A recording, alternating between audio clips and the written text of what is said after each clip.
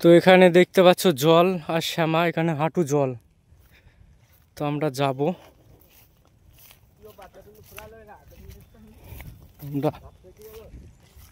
একটু জানি কষ্ট হবে কিন্তু আমরা যাবই।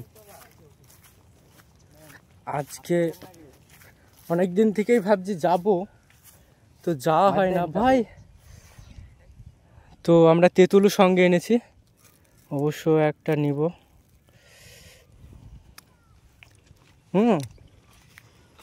তো এইগুলো হলো দেশি তেঁতুল,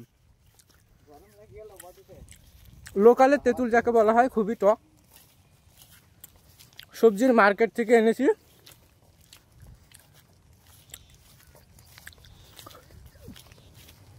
বাবা, তো খুবই খুবই টক, খালি মুখে খাওয়া যায় না। তো আমরা তো অন্য কিছু খাই না, তেঁতুলি নিয়ে আসলাম।